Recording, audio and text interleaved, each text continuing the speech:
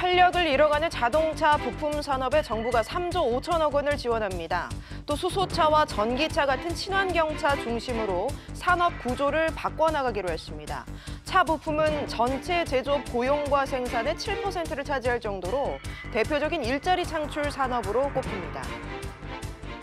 스마트폰 애플리케이션을 깔게 하면서 돈을 빼가는 보이스피싱이 기승을 부리고 있습니다. 보이스피싱이 날로 진화하면서 올해만 3,600억 원의 피해가 발생했습니다. 정부가 수차례 대책을 내놓고 있지만 보이스피싱이 잡히지 않는 이유 짚어보겠습니다. 국민연금 수급자가 사망했는데 유족이 없다면 수급권이 소멸돼 버리죠. 형평성 논란이 일자 정부가 이를 개선해 연금을 받다가 조기에 사망해도 사망 일시금을 지급하기로 했습니다. 3기 신도시가 내일 공개될 전망입니다. 수도권 교통대책도 함께 발표되는데 서울과의 접근성이 얼마나 좋아지느냐에 따라 신도시의 성패가 달려 있습니다. 2기 신도시에 대한 교통대책도 나올 것으로 보입니다.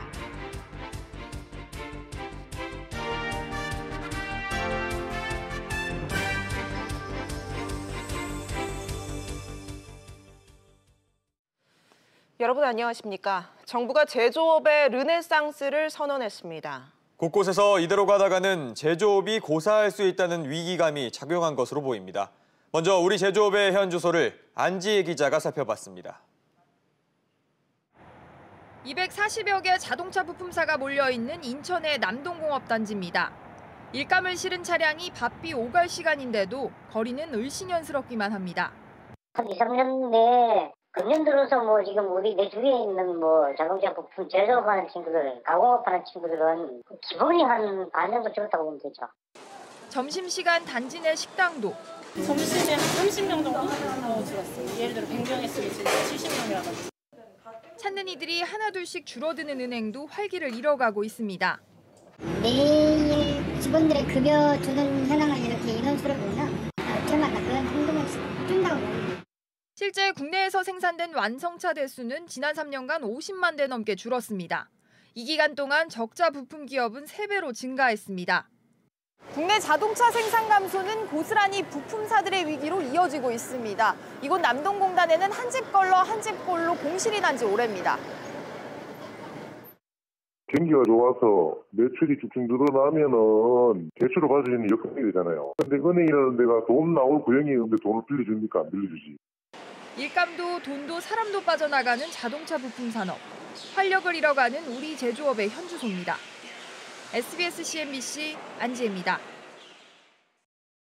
네, 이런 위기감에 대통령과 정부도 공감하며 대책을 내놨습니다. 어제 내년 경제정책 방향에서도 입장 전환을 엿볼 수가 있는데요. 문재인 대통령이 산업 정책에서도 비판을 듣고 현장의 애로사항을 적극 수용하겠다고 밝혔습니다. 자동차 부품사 지원 방안 등 정부 대책을 최나리 기자가 설명해드립니다. 산업 생태계가 이대로 가다가는 무너지겠다라는 그렇게 우려하는 목소리도 있습니다. 이러한 비판의 목소리는 정부의 뼈아픈 자성이 필요한 부분, 비장한 각오로 제조업 부흥을 위한 제조업 르네상스 전략을 마련해야 합니다. 정부가 자동차 부품 업체의 활력이 도무지 살아나지 않자 대규모 지원에 나섰습니다. 현재 지원 중인 우대 보증을 포함해서 3조 5천억 원 이상의 자금이 지원될 계획입니다. 기존 지원 자금이었던 1조 원에서 3배 이상 늘어난 규모입니다. 개소세 인하와 수소차, 전기차를 확대 보급해 일감도 늘리기로 했습니다. 당초 2022년까지 35만 대 계획이었던 전기차는 43만 대까지, 15,000대였던 수소차는 약 6만 5천 대까지 보급을 확대하기로 했습니다. 또 연구개발에 2조 원을 추가 투자합니다. 부품 기업들의 일감 확보를 지원할 예정입니다. 미래차 시장에 진입하여 성장할 수 있도록 정책적으로 지원해 나가겠습니다. 친환경차 보급 확대에 맞춰 전국 15개소에 불과한 수소 충전소는 내년 86개소, 2022년까지 310개소로 확충됩니다. SBS CNBC 최나리입니다. 네, 정부의 이번 대책으로 우리 자동차 부품사를 비롯한 제조업, 과연 활력을 찾을 수 있을까요? 이 내용 취재 기자와 짚어보겠습니다. 서주현 기자 나와 있습니다. 자, 서 기자. 앞에 리포트에서 봤지만 우리 자동차 부품사들의 상황 좀 심각해 보이거든요. 네, 그렇습니다. 이 업계에서는 우리 자동차 산업이 완성차 판매 부진으로 인해서 10년 전으로 뒷걸음질 쳤다라는 얘기가 나올 정도로 상황을 심각하게 보고 있습니다. 예. 여기에 미래차 산업으로 변화하고 있는 구조적인 도전 또한 맞고 있는 상황인데요.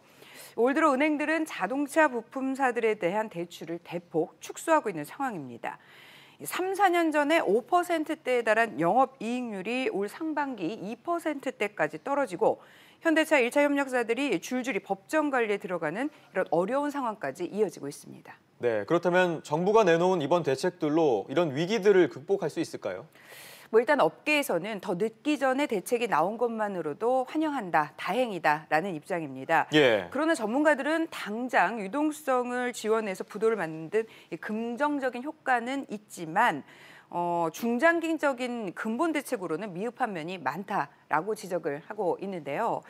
첫째는 원천 기술에 대한 문제입니다. 글로벌 중소기업 육성을 위해서 대기업과의 컨소시엄이 아닌 독자적으로 기술을 중소기업에 개발할 수 있도록 이런 부분들을 좀 지원을 해야 된다라는 지적이고요. 예. 두 번째는 자립입니다. 현대차 각 부품업체는 대부분 현재 그 차 부품업체들이 대부분 특정한 완성차 업체와 독점 계약 내지는 전속 계약을 맺는 경우가 많기 때문에 그 완성차 업체가 어렵게 되면 같이 어려워지는 상황인데요. 글로벌 자동차 업체들하고 다양하게 납품 계약을 맺을 수 있도록 도와줘야 된다라는 그런 지원이 필요하다는 얘기입니다. 세 번째는 중복된 하청 기업들의 출혈 경쟁을 막아야 된다라는 얘기입니다. 관련해서 전문가 인터뷰 함께 보시죠. 예. 중장기적으로는 중복된 기업에 대한 어떤 속가내기라든지 또는 중소기업 전용의 이 연구 개발을 통해서 원천 기술을 확보할 수 있는 글로벌 강소기업 육성이라든지 이런 여러 가지 중장기적인 정책이 좀 함께 어우러져야지만 네, 일단 유동성 확보로 고사위기의 산업을 살려놓고 그다음에 체질 개선, 연구 개발 등으로 이제 앞으로 어떻게 먹고 살지 이 부분에 대한 고민을 충분히 해야 되지 않나라는 지적이 나오고 있는 시점입니다. 네, 서 기자, 거기에다가 정부가 제조업 살리기에도 적극 나서겠다 이런 입장을 밝혔잖아요. 이 부분 좀 살펴봐 주시죠. 네, 먼저 이 광주형 일자리 모델과 같은 상생형 지역 일자리 모델을 확대해서 오는 2022년까지 2만 6천 개 일자리를 만들 계획입니다. 예. 이 집중적으로 전북, 부산, 경남, 광주, 전남 그리고 대구, 경북 등의 제조업에 활력을 불어넣겠다는 그런 계획인데요. 각 산업 분야별로는 일단 소재 부품, 장비 산업의 연구개발비를 매년 1조 원 규모로 투자하기로 했습니다. 또 반도체, 디스플레이, 배터리 산업과 관련해서는 10년간 모두 120조 원을 투자해서 반도체 특화 클러스터를 조성하기로 했습니다. 예. 또 자동차 조선 산업은 협력업체들의 위기 극복을 위한 지원에 주력하기로 했고요. 섬유 가전 산업은 스마트 공장 구축 등을 중점적으로 추진할 방침입니다. 대통령까지 나서서 이 비판을 수용하고 현장의 애로사항을 정책에 반영하라고 한 것은 아무래도 그만큼 제조업이 일자리 등 우리 경제에 미치는 영향이 크기 때문이라고 볼 수 있는데요. 예. 거시경제정책과 더불어서 산업정책에서 이 문재인 정부의 미묘한 입장 변화가 어떤 결과를 낳을지 주목되고 있습니다. 알겠습니다. 서 기자 얘기 잘 들었습니다. 보이스피싱이 정부 대책을 비웃기라도 하듯 오히려 진화하면서 여전히 기승을 부리고 있습니다. 요즘은 스마트폰 애플리케이션을 깔게 하면서 돈을 빼간다고 하는데요. 올해만 3,600억 원의 피해가 발생했습니다. 먼저 정지환 기자가 보도합니다. 서울중앙지검인데 조사 때문에 앱을 깔아주시기 바랍니다. 대학생인 안주희 씨는 이 메시지를 따라 별 의심 없이 앱을 깔았는데 알고 보니 사기였습니다. 안 씨의 정보는 앱을 통해 사기범에게 고스란히 넘어갔고 사기범은 안 씨의 돈 400만 원을 가로챘습니다. 서울중앙지검이라길래 뭐지 하면서 받았는데 이제 핸드폰 문자를 보내서 앱을 깔게 하게 하더라고요. 믿어가지고 결국. 이런 불법 앱을 사용한 피싱은 올해 10월까지 1,400건 넘게 신고가 됐습니다. 지난해 같은 기간보다 3배 이상 증가한 겁니다. 전화가 아닌 메신저를 이용한 신종 피싱도 급격히 증가해 올해 피해 규모만 144억 원에 달하고 전체 보이스피싱 피해액은 3,600억 원이 넘습니다. 보이스피싱 피해가 급증하자 정부는 관계기관 합동으로 대책을 발표했습니다. 우선 해외에서 발송된 메시지에 대한 경고 표시를 강화해 메신저 피싱을 예방키로 했습니다. 또 보이스 피싱에 사용되는 대포 통장 개설을 막기 위해 인터넷 전문은행의 계좌 개설 시 고객 확인 절차를 강화키로 했습니다. SBS CNBC 정주환입니다. 네, 날로 진화하는 보이스피싱이 올해 들어 유독 급증하고 있습니다. 정부가 또 관계기관 합동으로 대책을 발표했는데 효과가 있을지는 벌써부터 의문이 듭니다. 보이스피싱이 잡히지 않는 이유, 그리고 대책이 정말 없는 것인지 짚어보겠습니다. 손석우 기자가 나와 있습니다. 손 기자. 네. 올해 들어서 특히 피해가 많았다고요? 네, 보이스피싱 이제 범죄 건수나 피해 금액의 추이를 보면요. 작년까지는 계속해서 하향 안정되는 그런 추세를 보이다가요. 올해 들어서 이제 급증하는 모습을 보였다는 아주 이상한 추세를 나타냈습니다. 네. 화면에 나오고 있는데요. 지금 보시는 것처럼 2017년까지는 점차적으로 하향 안정화되다가 18년 넘어가면서 급증한 것을 볼 수 있죠. 피해 건수만 올해 5만 건이 넘어서 1년 전보다 43%가 늘었고요. 지금 피해 금액이 나오고 있는데 3,340억 원으로 무려 1년 전과 비교했을 때 83%나 급증했습니다. 상황이 이렇다 보니까 이제 보이스피싱 사기에 악용되는 대포 통장도요. 올해 35%나 늘었고요. 최근에는 이제 신종 수법으로서 메신저 피싱이라든지 불법 애플리케이션을 통한 보이스피싱 범죄도 1년 사이에 따져보니까 한 3, 4배 정도씩 다 늘었습니다. 잠잠하다가 다시 급증하는 이유가 뭘까요? 이 보이스피싱도 이 추세를 보면 일종의 패턴 같은 게 있습니다. 네. 금융사기 범죄를 이제 처벌하고 단속하는 통합법이 2011년 3월에 제정이 됐는데 이 통합법이 제정된 이후에 경찰이 집중 단속을 벌이면서 이른바 총책이라고 불리우는 이 범죄 조직들이 국내에서 소탕되거나 해외로 도피를 했습니다. 이와 동시에 이제 금융당국도 적극적으로 대응을 하면서 국민들도 뭐 자각하고 대비를 하면서 범죄가 많이 줄었죠. 그런데 이제 해외로 도피한 이 범죄 조직들이 해외에 거점을 두고 다시 활동을 시작한 겁니다. 거기다가 이제 스마트폰이나 SNS가 활성화되면서 이들이 시도하는 범죄 유형이나 종류가 다양해지고 지능적으로 변모한 것이 범죄 급증의 원인으로 지목되고 있습니다. 수법이 날로 진화하고 있는데 정부 대책도 이에 맞춰서 좀 변화가 있습니까? 그렇습니다.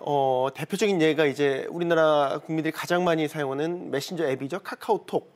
이 화면 창을 보면요. 경고 문구를 새로 넣었습니다. 이게 좌측에 기존 거고요. 우측에 이제 새롭게 바뀐 대화창이라고 보시면 되겠습니다. 만약 해외에서 모르는 계정이 말을 걸어오게 되면 저런 경고창이 뜨게 됩니다. 역시 메신저 계정을 도용한 범죄에 대처하기 위함이죠. 최근에 또 인터넷 전문은행을 통한 비대면 계좌 개설도 활성화됐는데 본인 확인을 위해서 이제 신분증 촬영을 모바일로 전송을 하게 되면 이제 이를 은행들이 유관으로 전수조사하게끔 의무화하는 그런 방안도 포함됐습니다. 최근에 또 이 전화번호를 마치 이제 계좌처럼 사용해서 송금을 하는 그런 것도 늘어나게 되면서 이 선불업자를 활용한 범죄들도 늘어나고 있거든요. 이렇기 때문에 이 사기자 앱 이용을 정지할 수 있도록 약관 개정도 추진키로 했습니다. 또한 이 피싱 범죄를 미리 분석을 해서 사전에 경고할 수 있는 인공지능 기반의 앱도 개발한다는 방침도 포함됐습니다. 네, 정부가 대책을 내놨지만 이게 효과가 있을까 좀 의문이 드는 게 네. 항상 사후 약방문식인 것 같아요. 2011년에 이 통합법이 제정된 이후에 이 범정부 차원의 종합대책이 나온 게 이번까지 포함해서 3차례거든요. 그럼에도 이제 근절되지 않는 데에는 사실 대책보다 더 빨리 이런 보이스피싱 수법이 앞서가기 때문이다라는 지적이 나옵니다. 네. 물론 대책이 아예 없는 건 아닙니다. 예를 들면 뭐 지연 인출, 지연 이체라는 제도가 있는데 지금 이 현행은 소비자 선택 사항이고요. 예를 들면 지연 인출은 30분 정도, 지연 이체는 3시간 단위로 설정해서 이용을 할 수가 있는데 이게 소비자 선택 사항이기 때문에 유명무실한 면이 좀 있습니다. 만약에 이런 것들을 인출이나 이체를 예를 들어서 뭐 4-5시간 정도를 강제화하도록 법제화한다면 상당수 보이스피싱 범죄가 예방되는 효과는 분명히 있겠죠. 하지만 소비자들은 굉장히 불편할 것이고 또 민간 금융사들의 이해관계를 고려하면 현실적으로 또 도입이 불가능한 면도 있습니다. 그래서 결국에는 유형 변화에 좀 최대한 기민하게 대응하는 그런 대책들을 적시해 내놓고요. 대국민 홍보라든지 캠페인도 중요하다고 입을 모으고 있습니다. 알겠습니다. 손 기자 얘기 잘 들었습니다. 국민연금을 받다가 일찍 숨졌을 때 유족이 없는 경우 연금을 받을 수 있는 권리가 그대로 소멸되는데요. 돈만 내고 혜택은 받지 못해 손해라는 생각이 들기 마련이죠. 정부가 이를 개선하기로 했습니다. 이강호 기자가 자세히 설명해드립니다. 국민연금을 받다가 사망하게 되면 두 가지 경우가 발생합니다. 먼저 국민연금을 대신 받을 유가족이 있는 경우입니다. 현행법상 배우자에게 가장 우선권이 있고요. 그다음에 만 25세 미만의 소득이 없는 자녀와 또 만 61세 이상 부모, 그리고 미성년 손자, 손녀와 조부모로 우선권이 이어집니다. 그런데 만약 연금을 받을 자격이 있는 가족이 없다면 어떻게 될까요? 이 경우에는 연금이 그냥 없어집니다. 실제로 지난 2014년부터 지난해 5월까지 연금을 타기 시작한 지 채 1년도 안 돼서 사망한 사람은 4,300명이 넘습니다. 그런데 이 가운데 800여 명은 대신 받을 유가족이 없어서 연금 수급권이 소멸했습니다. 그런데 연금을 받기 전, 그러니까 매달 돈을 붓던 와중에 사망을 하면 가입기간 평균 월소득의 4배를 일시금으로 지급합니다. 44개월간 부었던 금액을 한 번에 받는 셈인데요. 이 돈은 직계가족 외에도 형제, 자매라든지 사촌도 받을 자격이 있습니다. 그런데 연금을 단 한 번이라도 받기 시작하면 아무것도 없다. 형평성 논란이 나올 수밖에 없겠죠. 이 때문에 연금을 받다가 조기 사망해도 평균 월소득의 4배를 맞춰주는 개선책이 추진됩니다. 평균 소득이 250만 원이면 일시금으로 받을 수 있는 돈은 1,000만 원까지 권리가 생기는 건데, 만약에 이 중에 100만 원을 연금으로 미리 받았다면 그를 뺀 900만 원만 지급을 해주겠다는 겁니다. 이렇게 했을 때 연평균 2,200명가량이 혜택을 보게 될 것이라는 게 복지부 설명입니다. SBS CNBC 이광호입니다. 정부의 3기 신도시 발표가 초읽기에 들어갔습니다. 내일 발표가 유력해 보이는데 함께 발표되는 수도권 광역교통 대책에도 시선이 집중돼 있습니다. 먼저 강산 기자가 보도합니다. 3기 신도시의 성공 변수는 교통입니다. 신규 택지를 공급하는 것은 그 지역의 교통과 자족시설 인프라를 함께 공급하는 방향으로 하겠다, 이런 말씀을 드리겠습니다. 서울로만 몰리는 주택 수요를 신도시로 분산시키는데 무작정 집만 많이 짓는 게 아니라 서울 접근성을 개선하겠다는 게 핵심입니다. 전문가들도 주택 수요 분산 효과를 내기 위해서는 교통 인프라가 필수적이라고 보고 있습니다. 수도권의 주택 수요라고 하는 것은 서울에 출퇴근이 가능한 생활권의 개념에 가깝습니다. 따라서 도로망이나 철도망과 같은 교통 인프라의 확충이 가장 중요한 키워드가 될 수가 있습니다. 또 파주 운정과 화성 동탄 등 2기 신도시를 위한 교통대책도 함께 담길 것으로 보입니다. 이들 2기 신도시 상당수는 서울까지 출퇴근이 1시간 이상 걸리는 등 접근성이 떨어지다 보니 서울 주택 수요를 분산시키지 못했다는 지적을 받고 있습니다. 한편에서는 굳이 서울로 들어오지 않고도 신도시 안에서 직장과 교육, 문화 등이 해결될 필요가 있다는 지적도 나옵니다. 도시 기반 시설뿐만이 아니라 환경적 측면이나 또는 문화적 측면에서도 자족 도시로서의 모습을 갖춰야만 성공할 수가 있습니다. 한편 신도시 유력 후보지로는 김포와 하남, 광명, 고양 등 여러 지역이 거론되고 있습니다. SBS CNBC 강산입니다.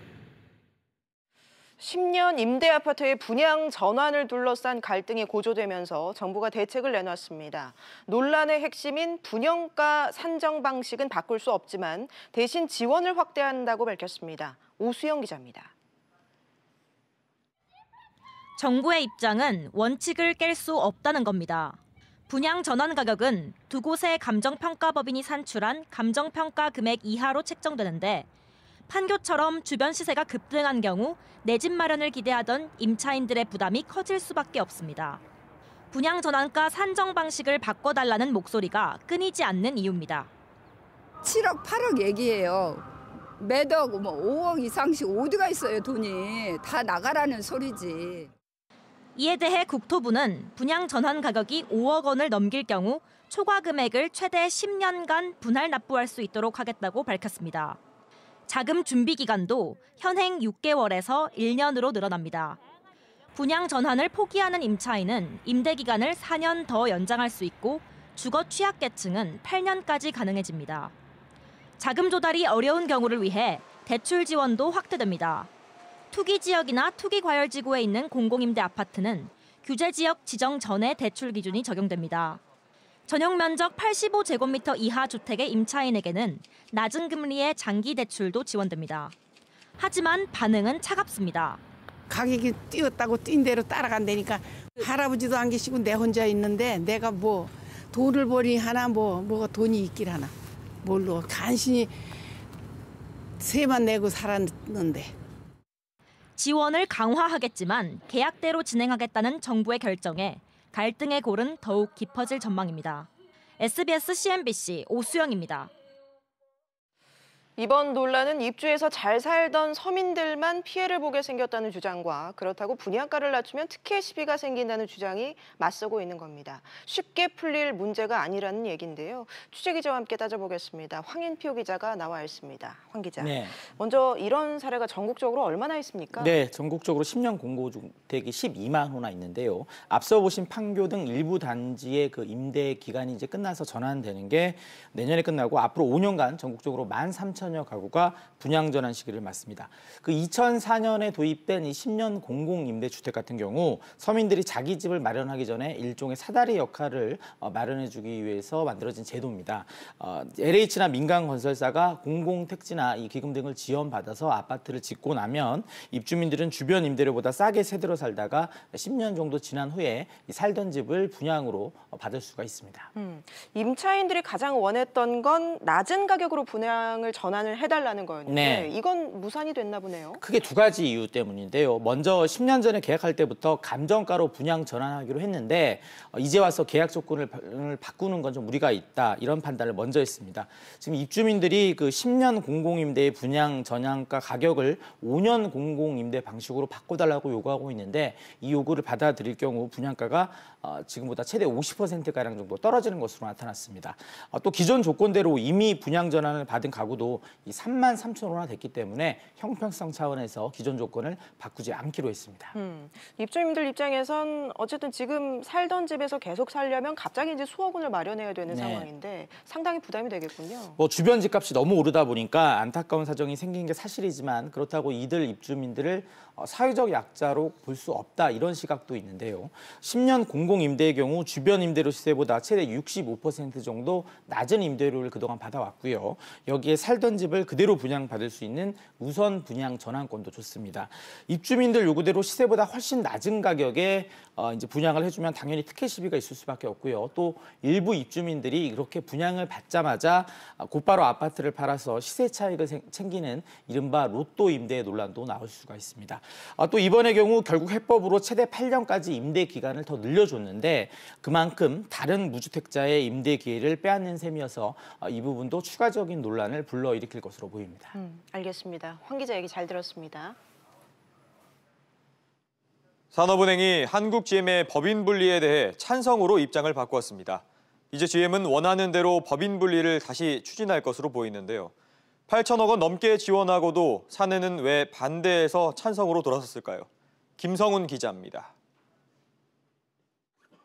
처음부터 산은의 한국GM의 법인 분리에 대한 대응은 오락가락이었습니다. 비토권을 행사할 듯하다가 여의치 않자 주총 가처분 소송으로 돌아섰습니다. 오늘 분할 매각에 대해서 원론적으로 무조건적으로 반대하는 것은 아닙니다. 절차적인 이유와 일방적인 진행을 중지해달라는 취지에서 가처분 신청을 낸 것이지. 산은은 도대체 뭘 했느냐는 질타가 쏟아지자 이번엔 추가 지원금 이야기를 꺼냅니다. 법원이 법인 분리에 제동을 걸자 여론의 눈과 귀는 산은으로 쏠렸습니다. 절차만 충족하면 법인 분리에 찬성하겠다는 것인지 추가 지원금은 집행하는 것인지가 관심사였습니다. 하지만 산은은 입을 다물었습니다. 상황이 반전된 것은 이달 초 GM 본사에서 베리 앵글 사장이 이동걸 산은 회장을 만난 뒤입니다. 결국 산은이 입을 열었습니다. 추가 지원금도 지원하고 법인 분리에도 찬성한다는 입장을 내놓았습니다. 이동걸 회장은 법인 분리가 수익성 제고로 이어질 수 있다는 입장을 밝혔습니다. GM에게 철수의 빌미를 주지 않겠다는 판단으로 해석됩니다. 하지만 한국 GM의 독자 생존에 어떻게 도움이 될 수 있는지 구체적인 내용은 밝히지 못하고 있습니다. 노조는 총파업에 들어갈 태세입니다. 총파업 포함한 그 투쟁 방침을 좀 정리를 할 생각입니다. 무슨 얘기를 하는지 듣고 노동조합의 의견을 개진할 의사는 있는 거죠. 산은의 오락가락 행보에 한국 GM 사태가 새로운 국면으로 접어들고 있습니다. SBS CNBC 김성훈입니다. 수십만 원을 호가하는 휴대전화, 구입할 때 할부로 계약하시는 분들 많을 텐데요. 할부로 휴대전화를 사면 환불이 안 될 거라고 생각하기 쉬운데 계약서만 챙겨두면 취소도 환불도 가능합니다. 윤지혜 기자입니다. 휴대폰 판매자들이 소비자에게 할부로 제품을 팔면서 개통하면 환불이 불가능하다고 안내하고 있습니다. 잘못된 겁니다. 할부거래법상 계약서를 받은 날로부터 7일 이내에 환불 사유와 관계없이 청약 철회가 가능하기 때문입니다. 공정거래위원회 조사 결과 대부분 소비자들이 이 같은 설명을 듣지 못하고 있습니다. 소비자가 요청한 경우에만 계약서를 발급하는 곳도 많았습니다. 택배로 휴대폰을 보내준다는 말을 믿고 주민등록증을 맡겨 계약을 진행했다가 뒤늦게 휴대폰 약정 기간이 2년이 아닌 3년으로 둔갑한 사례도 있습니다. 이처럼 올해 소비자보험에 접수된 휴대전화 할부 거래 관련 민원은 3년 전보다 2.5배 늘 것으로 예상됩니다. 하지만 판매자가 환불해주지 않을 경우 법적 해결 외에는 뚜렷한 방법이 없는 게 현실입니다. 현행 할부 계약서를 제공하지 않거나 거짓으로 적은 계약서를 발급할 경우에는 500만 원 이하의 과태료가 부과됩니다. 공정위는 할부 거래 즉시 계약서를 받고 필수 사항을 꼼꼼하게 확인해야 한다고 당부했습니다.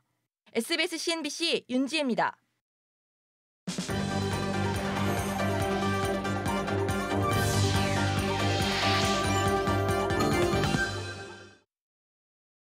내년 1월 16일부터 자동차 보험료가 3% 정도 인상됩니다.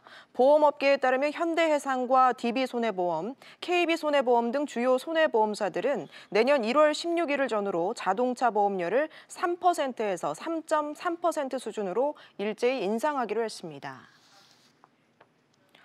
연말 심야 시간대 택시의 콜 거부와 골라 태우기를 막기 위해서 강제 배차 서비스가 시범 운영됩니다. 서울시는 이번 주 금요일부터 31일까지 강남과 종로, 홍대 일대에서 티맵 택시 호출 앱을 이용해 승차 거부 없는 택시 300여 대를 운행한다고 밝혔습니다.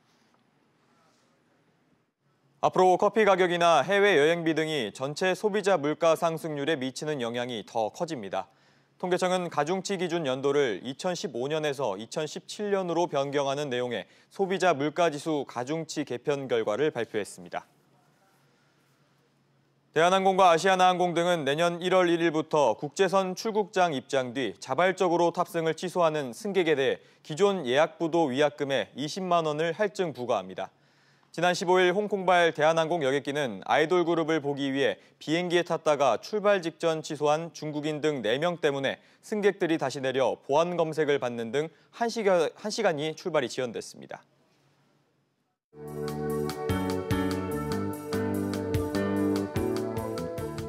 안녕하세요. K웨더 라이프스타일 예보 최현미입니다. 내일은 전국 대부분이 평년 기온을 웃돌면서 한결 포근한 날씨가 이어지겠습니다. 서울 아침 기온 1도로 영상권을 보이겠고요. 낮 최고 기온은 6도로 오늘과 비슷한 수준 보이겠습니다. 다만 밤사이 미세먼지 농도가 더 짙어지면서 내일은 전국이 나쁨 단계로 공기가 매우 탁하겠는데요. 장시간 외출은 자제하시고 나서실 때 마스크를 꼭 착용해 주셔야겠습니다. 현재 위성 영상 보시면 전국이 가끔 구름 많은 날씨 보이고 있습니다. 내일은 제주도 남쪽 해상에서 동진하는 고기압 가장자리에 되겠습니다. 중부지방 강원 영서 남부와 충북 북부는 새벽부터 아침 사이 눈발이 날리는 곳이 있겠습니다. 낮 동안 서울 6도를 보이겠습니다. 동해안 지방 수일째 건조특보가 발효되면서 산불과 같은 화재 예방에 주의하셔야겠습니다. 한낮엔 강릉 11도가 되겠습니다. 남부지방 종일 구름 많은 날씨가 이어지면서 낮 최고 기온은 광주 13도, 대구 12도, 부산 14도로 온화하겠습니다. 현재 동해상에는 풍랑특보가 발효 중이고요. 물결은 동해상에서 최고 4m로 매우 높게 일겠습니다. 항해나 조업하는 선박은 각별히 주의하셔야겠습니다. 당분간 큰 추위는 없겠고요. 제주도와 남해안에는 비 소식이 잦겠습니다. 다음 주 월요일부터는 다시 평년 수준을 밑돌면서 추위가 찾아올 전망입니다. 날씨였습니다. 뉴스프리즘 여기서 마치겠습니다. 편안한 저녁 보내시기 바랍니다. 고맙습니다.